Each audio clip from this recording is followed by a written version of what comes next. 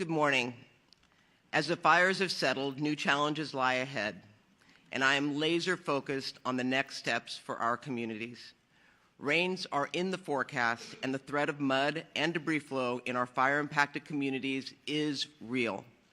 The county, led by our Department of Public Works, has been taking aggressive measures to clear potential hazards ahead of the rainstorms. Yesterday, I spoke with the governor and emphasized that for our communities decimated by fires, we must respond with urgency to protect from future disasters. The state's support and investment in partnership with the county will be critical to keep residents safe, if not when, but when it rains. And again, I emphasize, it's not a question of if. We know it's going to rain, but we have to be prepared. This includes clearing drains and roadways, preparing our debris basins, and taking other critical flood protection measures. One of the questions I hear most, including at last night's Altadena Town Council meeting, is about debris removal. Phase 1 of debris removal is underway to remove hazardous waste materials led by FEMA and the United States EPA. Phase 2 of debris removal is a much larger task. FEMA asked the Army Corps of Engineers to take on this significant task, and I am pleased to announce that they have agreed. The Army Corps of Engineers brings significant resources and knowledge that will be critical to getting it done and getting it done right. LA County Public Works will be the lead agency on debris removal countywide for all areas impacted by fires. They'll partner with the cities of Los Angeles, Pasadena, and Sierra Madre, and will work directly with the Army Corps to manage this effort. A critical aspect of Phase 2 of debris removal is going to be private property owners who are opting in. Public Works is working with state and federal partners on a communication plan that will use all mediums available to share this information with impacted property owners. It is incredibly important that we get widespread participation.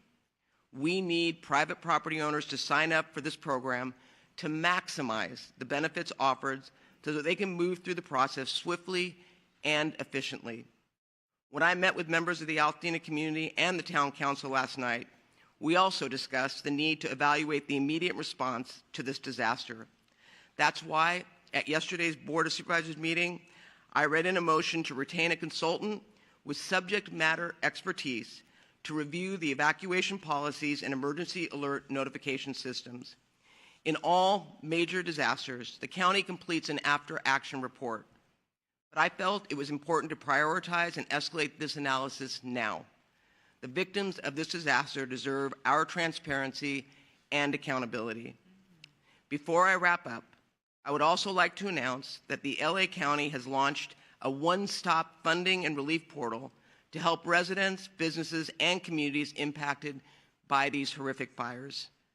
It is lacounty.gov/relief. Again, lacounty.gov/relief.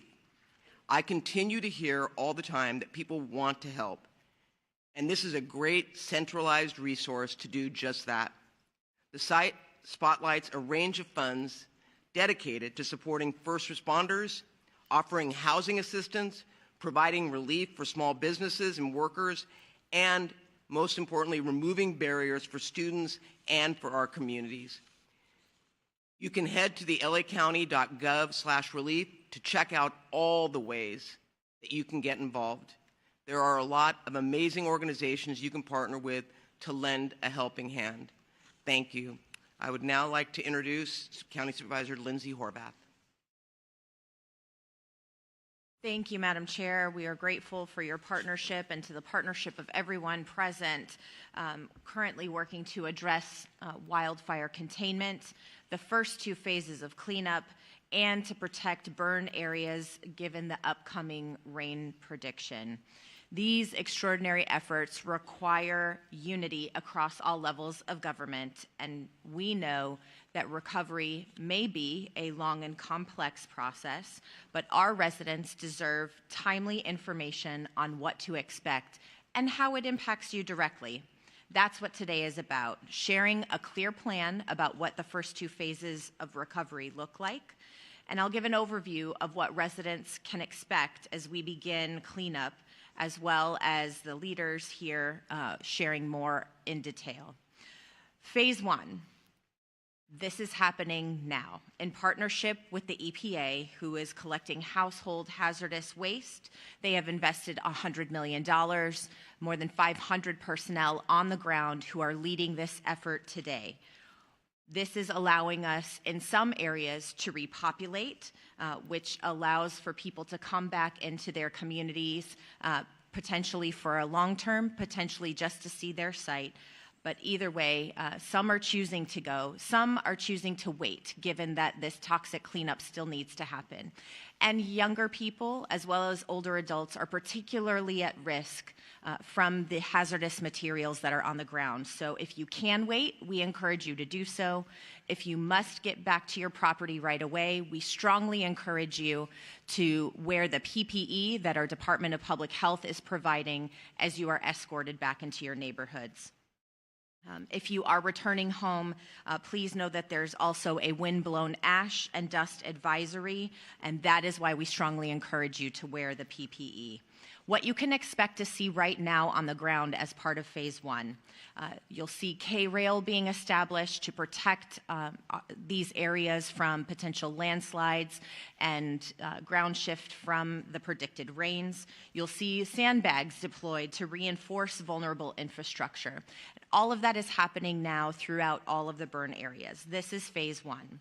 Phase 2 of the cleanup, it will happen in partnership with FEMA and the Army Corps of Engineers, who will be leading on debris removal. And as you heard, residents can opt into this service. We will provide it for you if you opt in. You can also hire a private vendor. If you choose to go that route, you still have to adhere to all of the policies outlined by the EPA and relevant departments.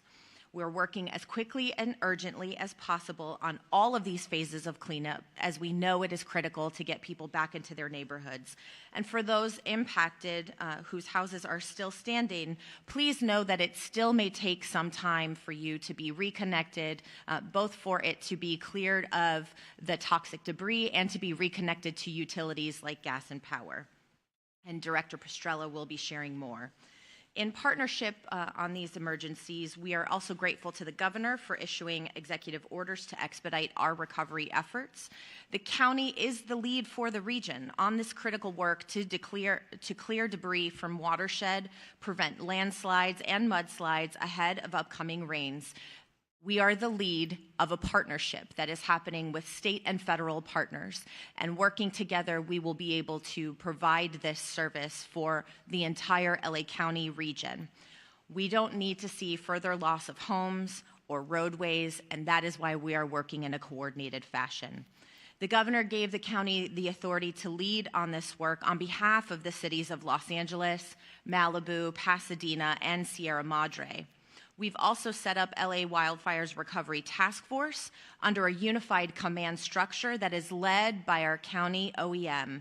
There are 9 specialized task forces, including debris management, watershed recovery, rebuilding schools, health and social services, cultural and natural resources, and long-term recovery.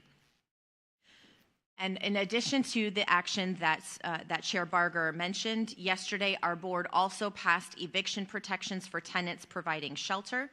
We adjusted our short-term rental laws only to those impacted by fires to increase housing availability. We also had a motion directing county to secure state and federal resources for emergency response, recovery, and wildfire prevention. And we continue to make sure that all necessary resources are being deployed for all of our residents, so there is no delay in this recovery effort. Specific to 3rd District infrastructure needs, we know that the PCH and Topanga Canyon Boulevard are critical regional roadways, and so we have also sent a letter to the California Secretary of Transportation addressing these specific infrastructure needs. 2 telephone numbers to keep nearby for mud flow concerns, 800-933-0930. And for debris removal, you can call 347-3332. We encourage you to continue to use the disaster recovery centers as they include comprehensive services for all residents who have been impacted by these fires. I'd now like to welcome up LA County Sheriff Robert Luna. Good morning to all of you. This is an update from the LA County Sheriff's Department. Staffing-wise, we've decreased our footprint, specifically at the Eaton, by several hundred deputies, but be assured that we assess and reassess every day to figure out if we need to either decrease or increase any of the resources that we have assigned. The California Highway Patrol was demobilized yesterday morning, and again, I'd like to thank Commissioner Sean DeRee and the Governor for their assistance when we needed them. They were here for us, and if we need them again, they will come in mass the way they did previously. We have approximately 785 National Guard personnel continuing to assist the Los Angeles County Sheriff's Department and the Los Angeles Police Department. We will continue to reassess those needs as time goes on. The National Guard has been amazing in their assistance, and from the feedback I get from our communities in both incidences, they really appreciate seeing them and their work. Evacuation order-wise, we have approximately 14,755 residents that are still under evacuation orders. That's a significant decrease from what we've had over the last several days and weeks. Evacuation warnings, we have 0 at this time, but as you know, that can change at any minute, whether we're dealing with additional red flag warnings and or rainy weather that may be forecasted for us in the future.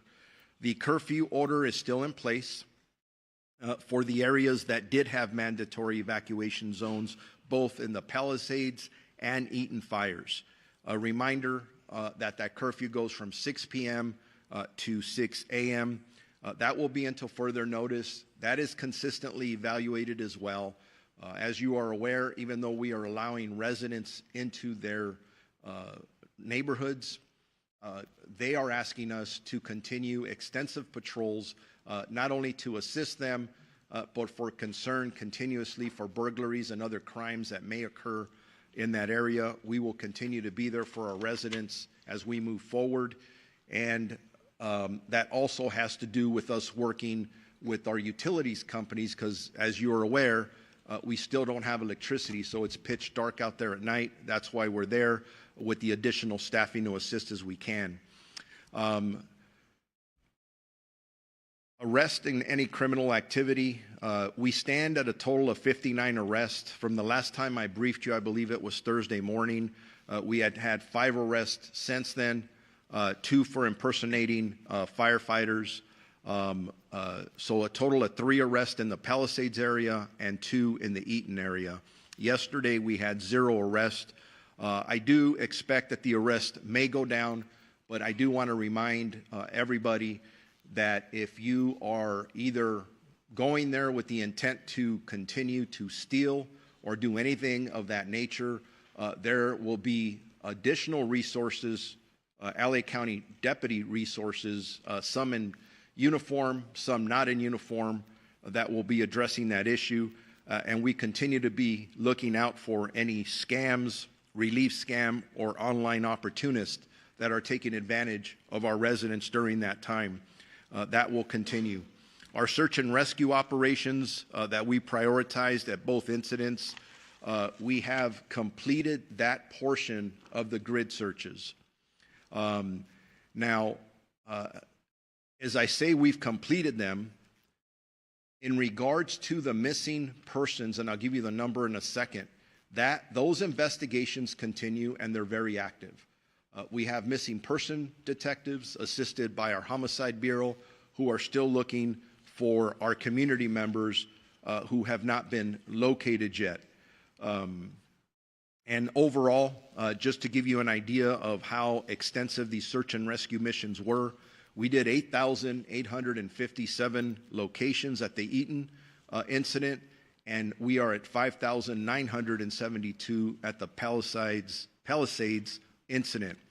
I do want to remind our residents, as you're going back to your properties, as you're searching through your property, your materials, if by any chance you run across potential, whether I call it evidence, but it could be potential remains of somebody or something, please notify the Sheriff's Department immediately so we can go out, evaluate it with our partners at the medical examiner's office, so we make sure that if any other remains need to be recovered, they're done in an appropriate and dignified manner.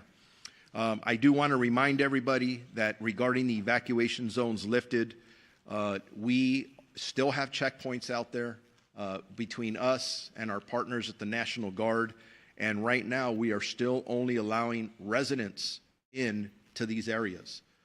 That was based on input from our community, that they wanted the opportunity to go there before everyone else did. That could be lifted in the very near future. Keep a ear out for that.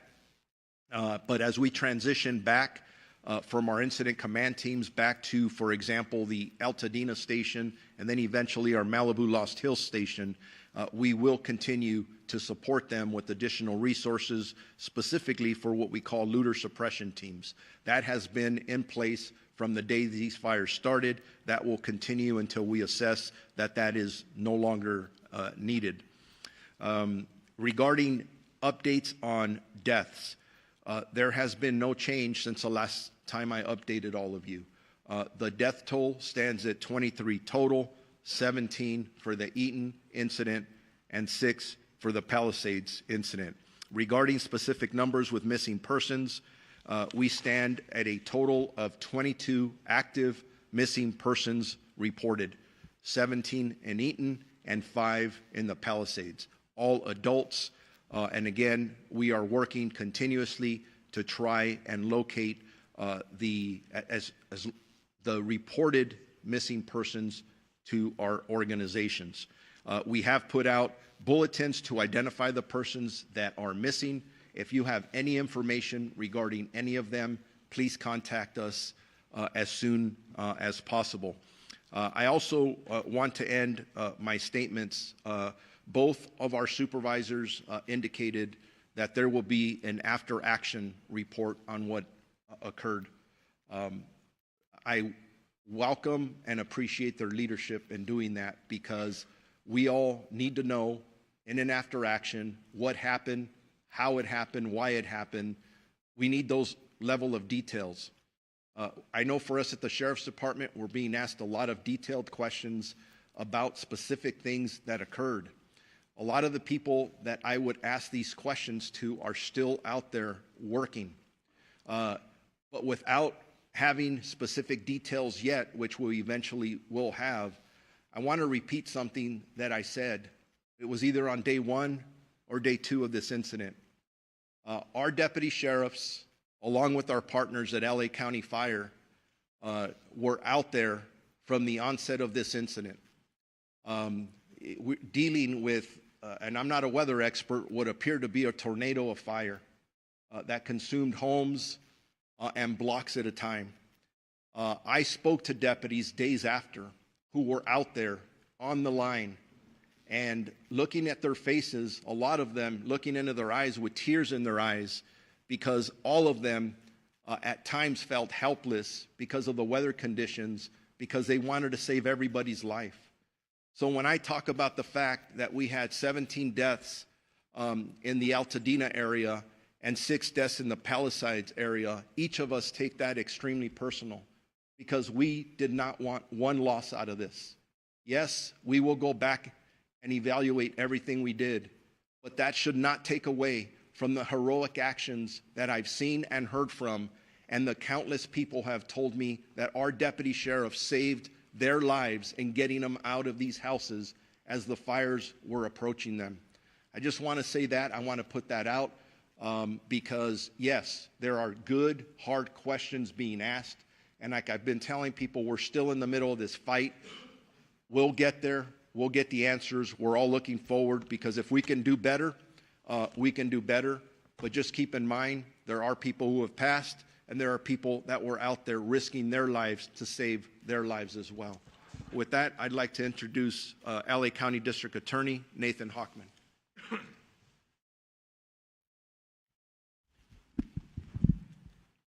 Good morning. I'd like to echo Sheriff Luna's words about the heroic actions of law enforcement that were out there from day one, 24 hours a day, not only saving lives, but saving homes, saving property, and keeping us secure. The deputy sheriffs, the men and women from the Los Angeles Police Department, and all the local agencies and the National Guard deserve our respect, and they deserve our admiration, and they have it. Same thing with the firefighters. The firefighters put their lives on the lines to battle these fires, and again, they deserve an incredible amount of our admiration. By the way, so do the over 200,000 people in this county that voluntarily evacuated. I mean, it's one of the largest evacuations, certainly in LA County, and probably in the entire nation, to have been done in record time, again, to save lives. I'm one of those evacuees, and sure, it was uncomfortable, it was inconvenient, but it paled in comparison to the sacrifice of firefighters and law enforcement that was occurring every single day. So we have been, on the district attorney's office, we have been going after the small number of people who have viewed this crisis as an opportunity to commit crimes. We've gone after the looters. And thank you for the law enforcement, and thank you for the public in bringing these looters to our attention, where they have been arrested, they have been prosecuted, and they will be punished to the maximum extent of the law. And let me make clear what that means. Of the maximum sentences so far that have been triggered, we have seen people look at 3 years, 6 years, 9 years, and depending on their criminal history, 22 years and life in prison. Justice will be swift for these looters, and it will be significant. And the same thing with arsonists. While where the cause and origin of the major fires is still yet to be determined, people, and I don't know who these people are or what they are thinking, they're sick. They decided to go ahead and light some fires in the surrounding cities and just watch stuff burn. Well, the public, working with law enforcement, has caught these people. And they are looking at a minimum of 9 years in state prison. It's not funny, it's not interesting. If they want to do that and endanger our safety, we will throw the book at them. Now, price gougers. Again, another crop of people who have decided that this is their best opportunity to maximize their profit at the expense of people who have lost their homes and are desperate to find somewhere to call home over the next weeks, months, and maybe even years. If you've increased the price of whether it's a home, a service, a good, beyond 10% from the price you were originally offering it before the wildfires, you have engaged in price gouging. You are subject to criminal penalties, civil penalties, and public shaming. We will go after you. And my strong advice for any price gougers out there who are watching this is go ahead and fix what you did.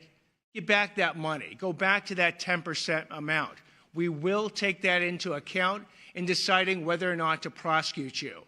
And if you have any questions of what price gouging is or whether or not you are entering into this area, you can go to the Attorney General's website under price gouging. The city attorney has resources describing price gouging. Use those resources.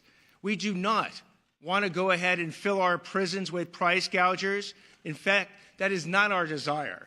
Our desire is to deter you from committing these crimes in the first place, thus helping all the victims who are desperately seeking these services.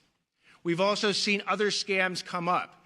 People have been so generous in wanting to donate money and services, yet there are those criminals who have set up fake sites to try and target these donations and have them diverted away from, let's say, legitimate GoFundMe sites into fake GoFundMe sites. Be incredibly careful if you want to give money or services that you check out the organization that is asking you for this. If they in any way pressure you to give money, that is a red flag that it is most likely a fake organization. And please don't give Bitcoin or any type of cryptocurrency, they're counting on that because you'll never see that cryptocurrency back. Legitimate organizations can be checked out, again, against the IRS's website if they're a nonprofit, or the State Attorney General's website. Other scams, and this deals with the recovery.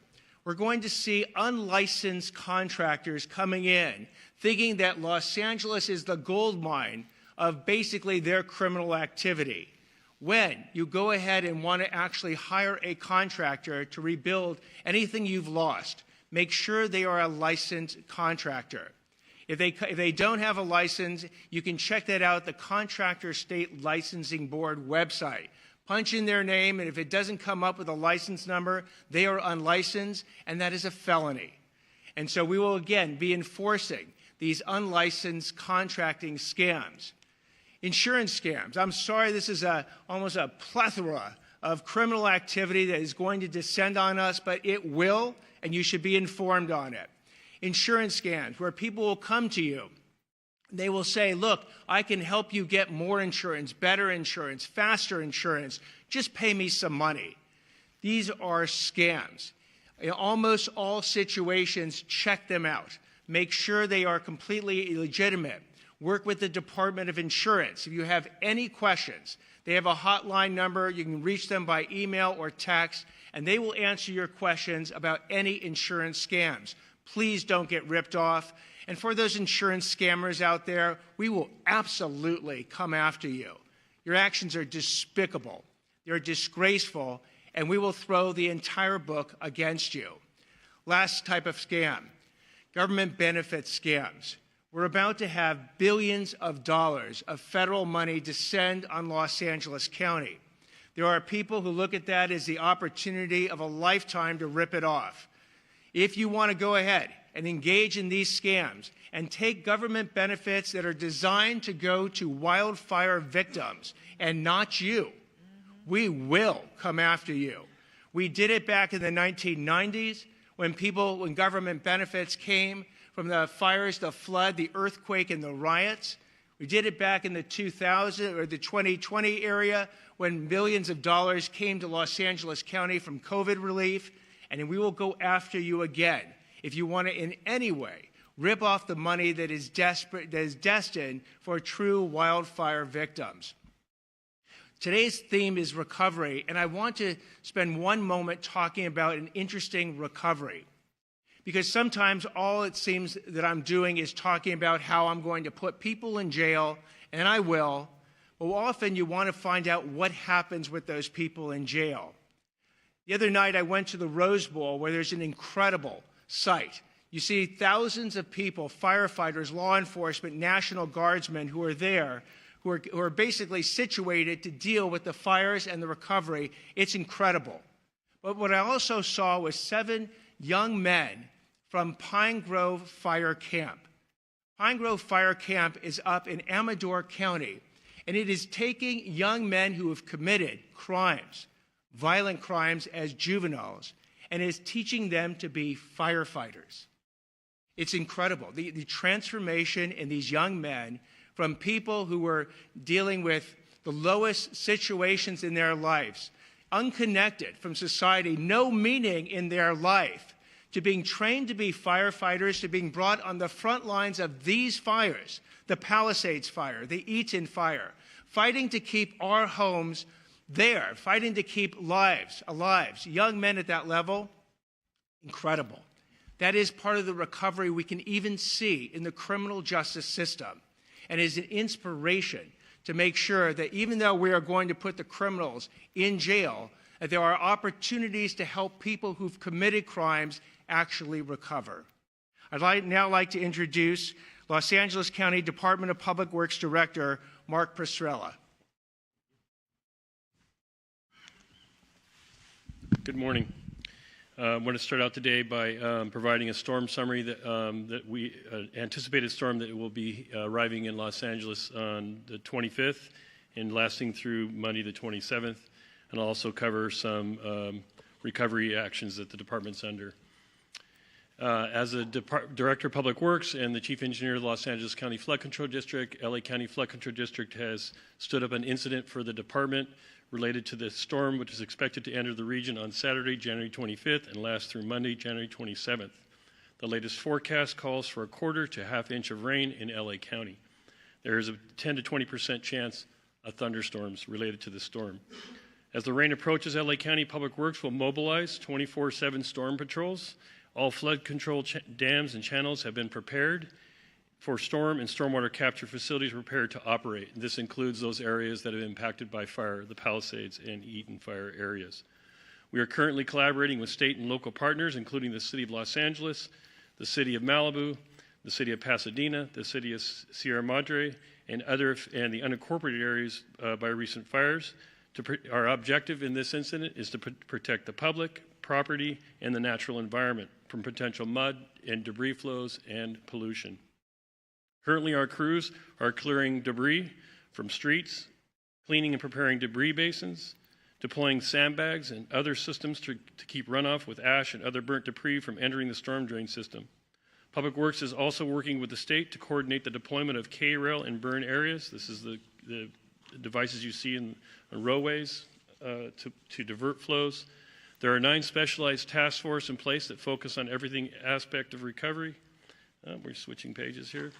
So we're actively involved in this incident. We are going to be active tomorrow in the burn areas. You will see full-scale crews, including crews from the National Guard, from the state California OES, from state DWR, from LA County Flood Control District, along with the city's road departments, deploying best management practices or sediment traps throughout the burn areas. This looks like K-rail, sandbags, and other devices with the objective of containing the sediment from the burn lots within the streets of the burn areas. So we're going to be active, and we're going to be asking for your patience and for you to stay clear of our crews as we're doing this. We are coordinating this work with all the utilities that are trying to recover in the areas. Those crews will be asked to stand down at one point so that we can make our way into the community all day tomorrow and Friday as we prepare the community for this rain event. The public is asked to, for those folks that have repopulated or who have stayed in their homes during the incident, we are not expecting an amount of rain in which we would have to ask you to leave your homes. In fact, what I would advise is that property owners that live in this area during the rain event remain in their home. And so therefore, I'm asking that you put provisions together so that you might remain in the home and not have to use the street system. As the rain is occurring, we do expect sediment and debris to make its way to the street systems in the Palisades area and the Eaton area. This is it's not expected to be a tremendous amount of debris, but enough to actually cause transportation problems for our first responders as well as residents that may be trying to travel. I'd like to reserve those streets for our first responders. They are still actively responding to incidents, medical, and even potential structure fires in those areas. So at the beginning of any site of rain, which we expect on Saturday, we would ask that the residents in these areas obey all laws, remain in their homes, and be diligent about sediment impacting your home. For those that live in the burn area and have hillsides behind their property that have burned, we are providing a service currently to come and look at your property. I've been announcing this for some time. We will take a look at your property. Our engineers in-house will take a look at your property along with our friends from Cal OES and advise as to what the condition of that slope is and whether or not any mitigations need to be taken. This could look like sandbagging or diverting of flows away from your residence. But let me be clear, if you live in an area and you're in the home and there is a slope behind your home that is burned and it's maybe 20 feet or more in height, and it is adjacent to the property in any direction, your best bet is not to be in that home when it rains. The most conservative thing to do is to not be in that home when it rains, if we have not come and seen you yet.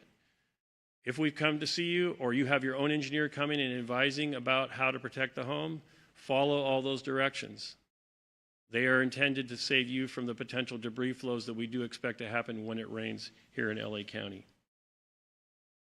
We have 9 specialized task force in place that focus on every aspect of recovery. The task force include debris management led by Los Angeles County Public Works, watershed recovery led by the Los Angeles County Flood Control District, rebuilding led by the Los Angeles County Department of Regional Planning in conjunction with Public Works, the schools led by the Los Angeles County Office of Education, health and social services led by Los Angeles County Department of Public Health, and the cultural and natural resources led by the County Parks and Recreation, housing led by Los Angeles County Development Authority, and the long-term recovery led by the County Department of Regional Planning. All of these task force and the work that they're doing can be reviewed at recovery.lacounty.gov.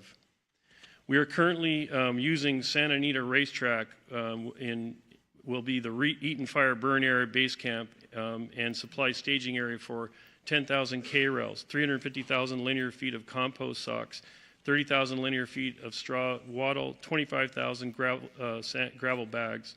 The Santa Monica Airport will be the Palisades Fire Supply staging area for 5,000 K-rails, 350,000 linear feet of compost socks, 30,000 linear feet of straw wattle, and 25,000 gravel bags. These are all equipment and materials necessary to secure the locations, the two burn areas from debris flows due to rain, and to maintain the pollution-laden sediment on site so it does not reach our waterways and the ocean.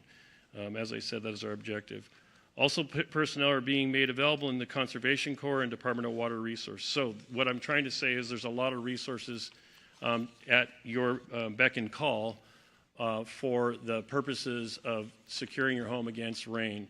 We have our first rain event. We expect more rain post this event. We plan for it annually. We prepare for it year-round. Your LA County Flood Control District is covering the entire area and preparing that big backbone system. And then we've taken on this second mission, which is stabilizing the urban areas and drainage systems within your communities as well. Now I'm going to talk a little bit about the debris removal program. We have, as been mentioned by both supervisors, we have a program that's being led by LA County Public Works to remove debris from within the burn area. It is a two-step process, and I've brought here today with me the Army Corps of Engineers, who is going to be partnering with our department to lead the removal of the debris, and US EPA, who will be removing the hazardous materials from sites. The hazardous waste removal is 2 steps. Post-fire house debris can contain toxic materials like you've heard, asbestos, lead, mercury, chemicals from household products, and other heavy materials. These materials are released into the ash and debris when structures burn and pose a risk to public health, animals, and environment if inhaled or handled improperly. As stated, the US EPA, the state, and LA County Fire are coordinating property assessments and household hazardous waste removal from activities to manage the removal of that material. This process has already begun, and you'll hear more about it from US EPA in a moment.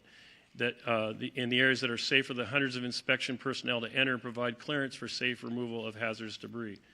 This is again done at no cost to property owners, and inspectors will go property to property. Each property with damaged or destroyed structures must be inspected and household hazardous waste removed before any other fire debris is removed. Step 2, I'm going to let Colonel Swenson give you more detail, but just generally, step 2 is debris removal. It's an extensive program. I'm going to let him describe that to you, but I do want to put this out. It is, as both supervisors stated, this program is being chaired, led by Los Angeles County Public Works in coordination with the impacted cities, City of Malibu, City of Los Angeles, City of Sierra Madre, Pasadena, and the unincorporated areas. We are encouraging all property owners, commercial and residential, to opt into this program. What I mean by that is you can opt in or opt out. Opting in means that you would sign up for the program and give us permission to enter the property to clear the debris. I'll let Colonel Swenson give more details. You can find out more about the property recovery at lacounty.gov. You can call for more information. You can call the following number, 844-347-3332. That's 844-FIRE-DEBRIS. And again, 844-347-3332. With all that information said, I'm going to turn the microphone over to US EPA Incident Commander Tara Fitzgerald.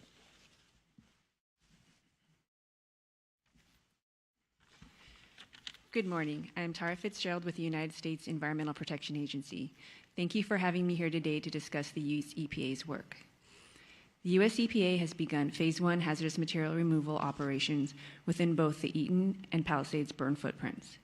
Hazardous materials include common household items that many of us have in our homes, such as regular household products like paints, cleaning supplies, and automotive oils. Garden products such as herbicides and pesticides, batteries, including both standard and rechargeable types, propane tanks and other pressurized fuel containers, fire-damaged lithium-ion batteries, which require special handling due to fire and safety risks. Regarding our progress and next steps, our assessment teams began their work on Thursday, January 16th. We have secured temporary storage locations for materials from each fire site. These locations will serve as staging areas where materials can safely be packaged and prepared for proper disposal. Our teams will begin removing these materials once our staging areas are ready in early next week. Safety is our top priority through this process. Ash and burn debris from these sites can be hazardous, so our EPA teams use comprehensive safety equipment. Workers are equipped with protective gear, including respirators, protective suits, and special gloves. If wind speeds exceed 30 miles per hour, we will temporarily pause work operations for safety. If residents are present on their property when our teams arrive, we will skip that location and return at a later time to ensure everyone's safety. The public can find more information about our hazardous material removal operations at epa.gov/California-wildfires. This website will be continuously updated as our work moves forward. Thank you, and I'll introduce U.S. Army Corps of Engineers Field Office Commander Colonel Eric Swenson.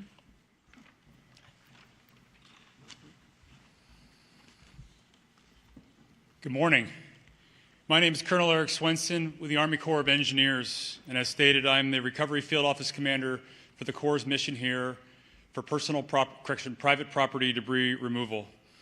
I want to start by saying our heartfelt thoughts and prayers go out to the communities of the LA area impacted by the wildfires.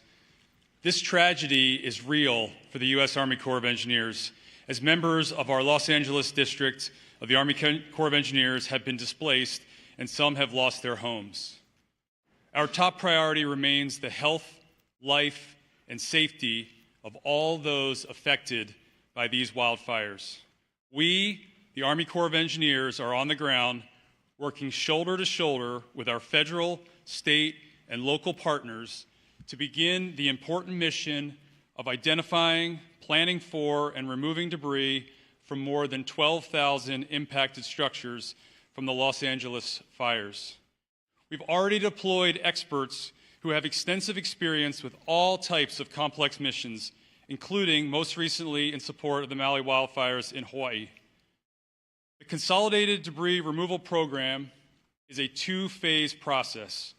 Phase 1, as stated by the EPA, is the removal of household hazardous materials, and Phase 2 is the removal of other fire-related debris.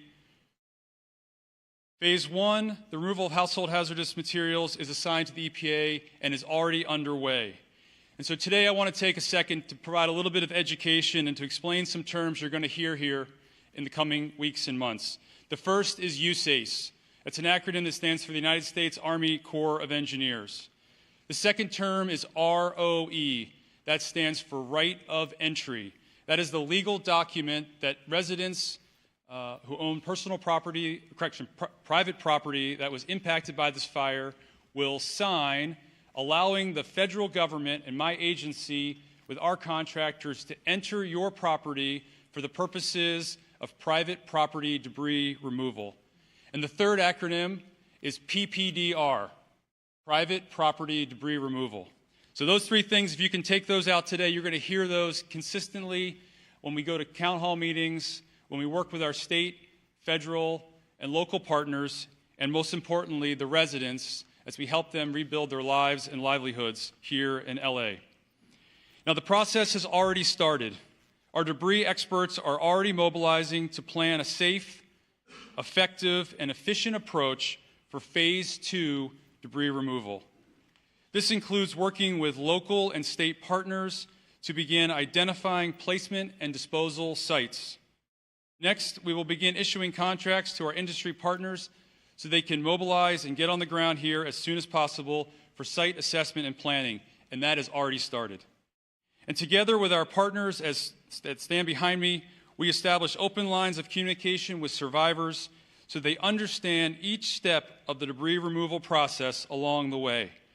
Now, I will tell you that this may sound complicated, but debris removal is not complicated, but it is complex, and we will work with communities and residents every step of the way so they understand what they're signing up for and they understand the service that they're going to receive and the benefit it will provide them in their quest to rebuild their lives and livelihoods here on their properties.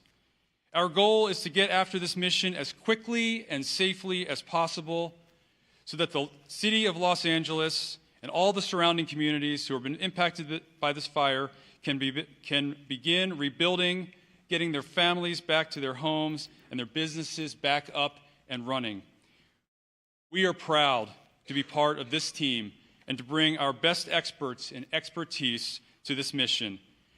I know it's been stated before, but I just want to say it again. For more information, please visit recovery.lacounty.gov or call the fire debris hotline at 844-347-3332. Again, I'm Colonel Eric Swenson. I'm honored to be here on behalf of the Corps of Engineers, and I look forward to walking shoulder to shoulder with community leaders at the state, federal, and local level, and most importantly, residents, survivors who have been impacted by these devastating fires. Thank you. And I'll be followed by the LA County Department of Public Works Director, Dr. Barbara Ferrer. Thank you. Good morning. Good morning and thank you. I'm Barbara Ferrer, the Director of LA County's Department of Public Health. And I want to take a moment to express immense gratitude to our county supervisors, especially to Chair Kathryn Barger and Supervisor Lindsey Horvath, as well as all our city and county partners for their extraordinary leadership and steadfast commitment during this challenging time. I also want to thank our first responders and Chief Maroney and Sheriff Luna for their bravery and tireless efforts to protect lives and property. Nevertheless, the devastation is surreal and heartbreaking. So please know that our entire public health team extends our support and healing prayers to everyone who's been affected by these devastating fires. And as we heal and we work together to rebuild lives, homes, and communities, it is important to note, as many have said, that the fires left behind significant hazards. And I want to highlight some key common sense steps that we should be taking to safeguard our health and well-being. Fire debris and ash contain harmful substances like heavy metals, asbestos, and toxic chemicals. Heavy metals such as lead and arsenic can come from burned electronics and building materials, and even a brief exposure can potentially cause skin irritations and lead to more serious illness. The same is true of exposure to asbestos, which we know is found in older construction materials, and it has the risk of causing severe respiratory diseases years after exposure. Additionally, some materials can produce chemicals when they burn, like polycyclic aromatic hydrocarbons, we call them PAHs, and dioxins, which everyone knows are also linked to respiratory irritation, and in some cases, they're known carcinogens. The fact that ash and fire debris likely contain these hazards highlights the importance of using protective equipment and handling debris with caution to minimize and prevent unnecessary exposure. And taking sensible precautions applies to many of us, since in the weeks to come and the weeks past, the winds continue to spread ash and soot, even in the communities that are not adjacent to the burn areas. There are a few sensible and important precautions to take if you're returning to fire-affected areas or cleaning up soot and ash at your home. If possible, consider delaying returning to burn areas until after the EPA has removed the hazardous waste products. If you are sifting through debris or you're cleaning areas that are coated with soot and ash, always wear protective gear. This includes an N95 or P100 respirator mask, gloves, long-sleeve clothing, and shoes to minimize contact with hazardous particles. Surgical masks, those blue surgical masks, and cloth masks are not effective against ash and fine particulates. Avoid cleaning methods that are going to stir up the ash. In particular, please do not use leaf blowers. Instead, use wet cleaning methods like mopping, followed by damp cleaning before you gently sweep. Ash and debris that you collect can be sealed in plastic bags for disposal to prevent re-exposure and the spread of these toxins. We know that this process is overwhelming. Public health staff and mental health staff are stationed at all of the reentry checkpoints. We have vital information and resources, including guidance on safe cleanup practices, and we have protective equipment. We're also at the disaster recovery centers with information and DPH colleagues that can try to answer all your questions. For additional support, you can contact our environmental health community line at 626-430-9821, and we'll connect you with an environmental health specialist who can assist with your questions and concerns. I know that recovery is going to take time, and I also know that we're going to navigate this together. Public health is committed to providing support and resources that are needed to stay safe and to rebuild. Thank you. And now I'm introducing the FEMA Regional 9 Administrator, Robert Fenton, Jr.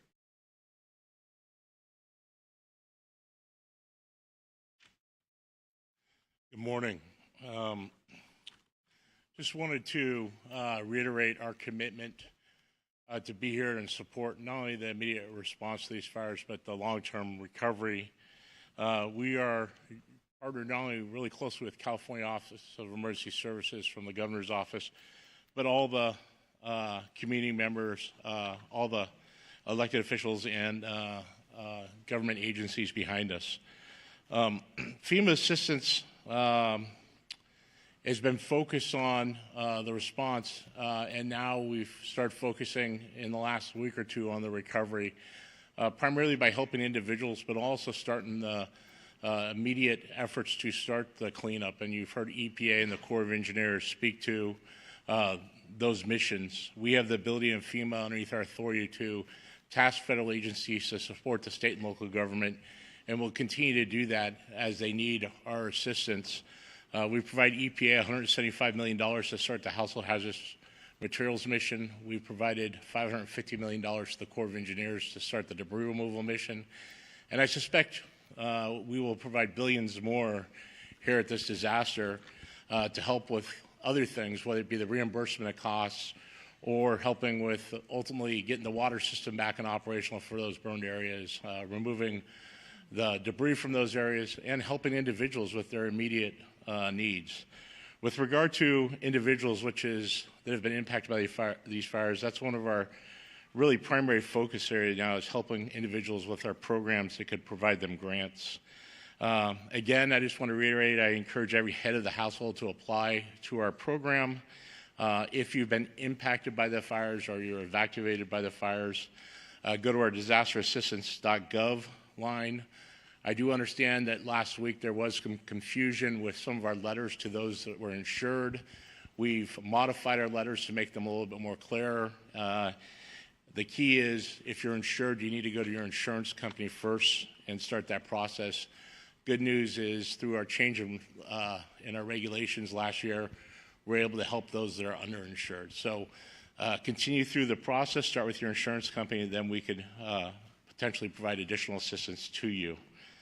So far, we've been able to register almost 100,000 people in our program. We've provided over $36 million. About $12.7 million of that has been the serious needs assistance funding, and the remaining funding has been for personal property and displacement assistance. I expect those numbers to continue to rise as we move forward. The other program that we started last week was our transitional sheltering assistance program. As of today, we have 1,587 households checked in to hotels throughout the LA County area. Because this is a dynamic event, and that focus of those hotels is those that have had to evacuate and those who have been displaced, this population will decrease over time as people can return back to their back to their homes, and mandatory evacuations are lifted. So we'll be reaching out to those individuals that received auto dialers from us, telling them that they're eligible. If there's not a need anymore, we will communicate with them.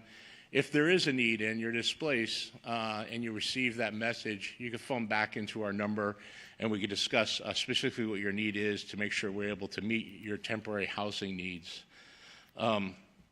We continue to stay committed and work with you. There's other forms of assistance that are available from the state, the county, local governments, nonprofits, faith-based organizations.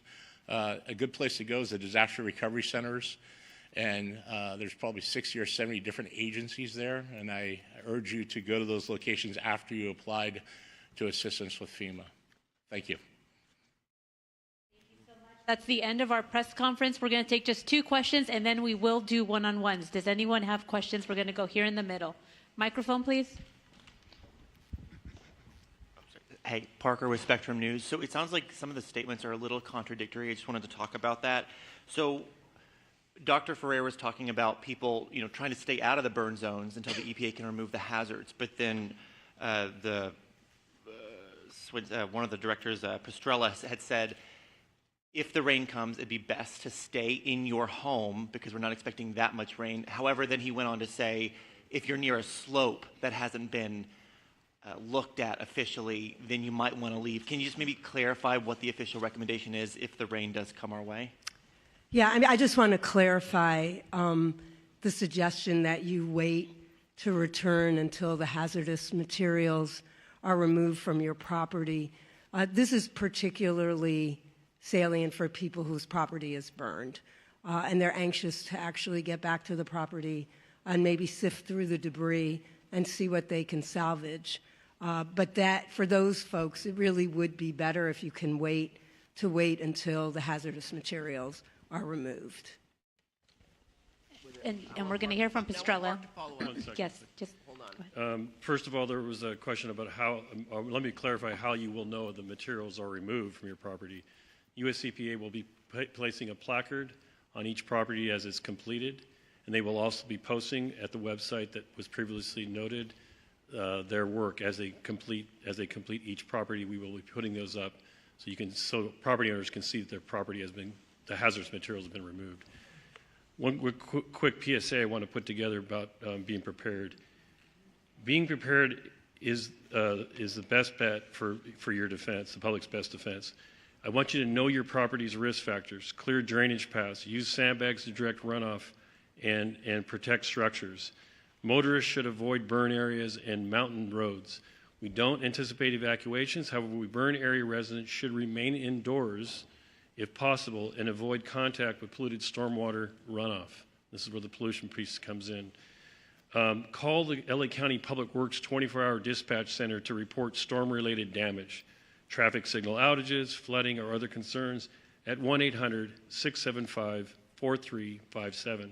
This is a round-the-clock posted position dispatch, 1-800-675-HELP.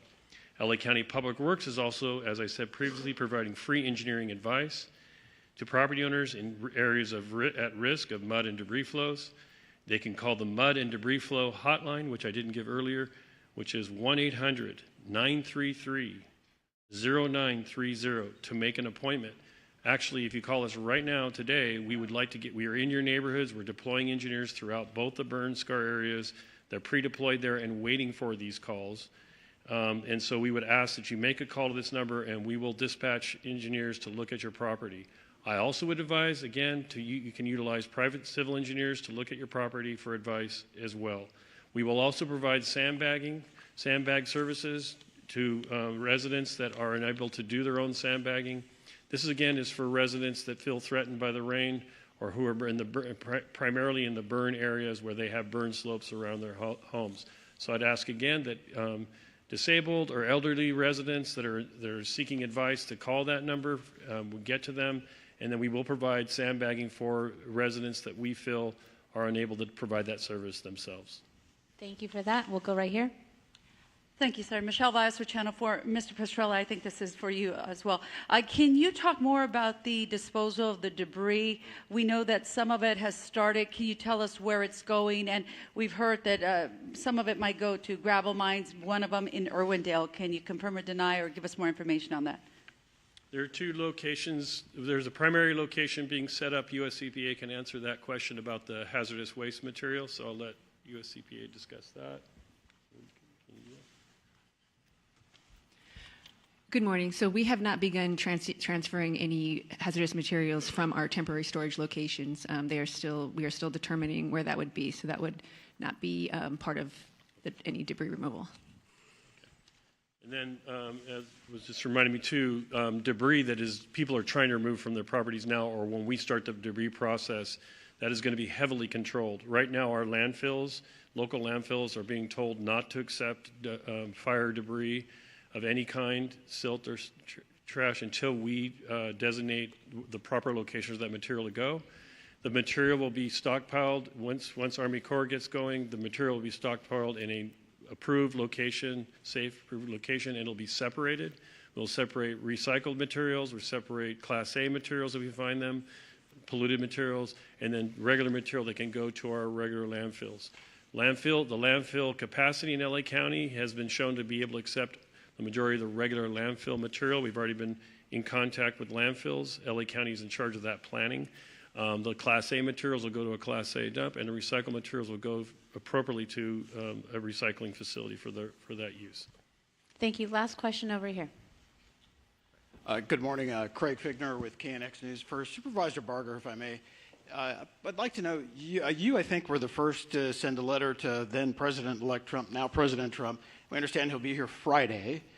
What do you know about the visit? Will he visit Palisades fire disaster and Eaton fire disaster, both? And on top of that, what do you hope to tell him? Sounds like you'll have his ear. Well, the visit's still being worked out, so I can't comment on the specifics, but I can tell you that, and I know I can speak for my colleague, Supervisor Horvath, when you meet the residents who have been impacted by these wildfires, it's compelling as it relates to the need, both at the federal level, state, and quite frankly at the county level. So my goal is to let them speak, let them tell him what they're looking at in terms of rebuilding, both for those that have insurance, those that are underinsured, those that in Altadena have lived in their homes for over 60 years, that are in their late 70s, early 80s, and wondering if they're going to be able to rebuild. And that's really my goal, but the specifics are still being worked out. But there's no question in my mind that take the politics out of it. This is about people. And I know that when I go and talk to the residents in my district, they don't care whether you're a Republican or a Democrat. All they want is to know that the government they believe in, that they've been a part of, that they've paid taxes into, are going to be there for them in their time of need. Thank you very much. That's the end of our press conference. We will facilitate for Spanish. We have a spokesperson right over here. We can set up to the side for one-on-ones. Please approach the front and we will connect you with the appropriate speaker. Thank you.